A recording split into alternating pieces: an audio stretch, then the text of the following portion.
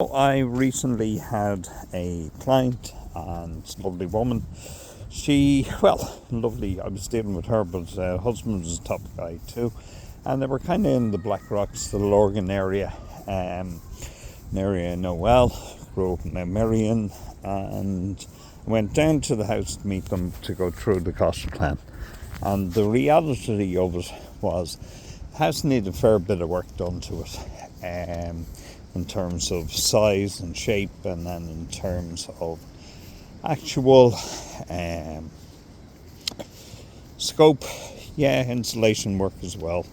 An awful lot of the fabric of the building need to be improved. So lovely people, went back and forward, went down with the hard news. They could afford to do it, they didn't know whether to do it or not. Then they asked me to look at the figures again to re-verify them, and I did that. Then they asked me again to look at the figures, all in good form.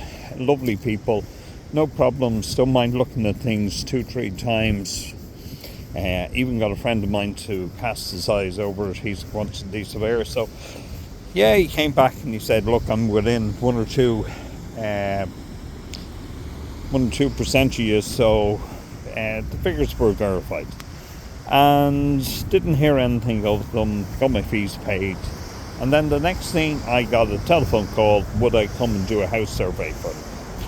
And they were deciding to move rather than not doing the construction work, and they just decided with the cost of construction it was cheaper, and it made their situation, it made sense. It made sense for them to balance that budget, to make those decisions, to pay the 1% stamp duty, to move to a bigger house, a better insulated house with less work, to pay the estate agents for selling, to pay the estate agents for buying, to pay the legal fees for both selling and buying, to pay the moving fees as well, for both buying and selling. And it's just that in comparison to the extension fees, and that in comparison to the work that had to be done in their existing house, just made total sense for them.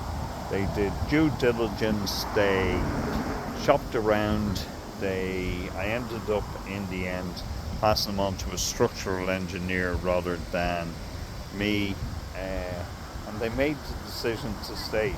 So I've noticed over the years, it's not unusual for homeowners to actually move.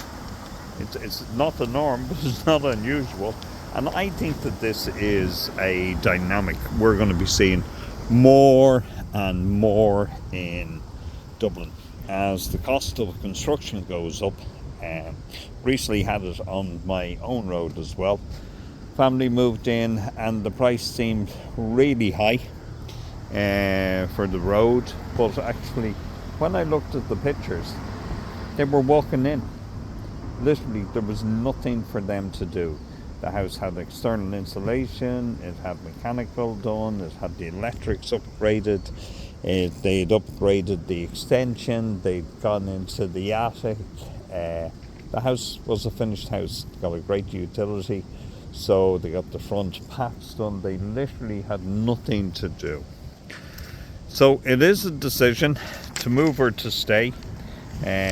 Should you extend or should you move in Dublin? It's a tough decision, but it's one that now, before, not even something a lot of people would have thought of, but now a lot of people are, with the economic situation currently as it is. Thanks, folks.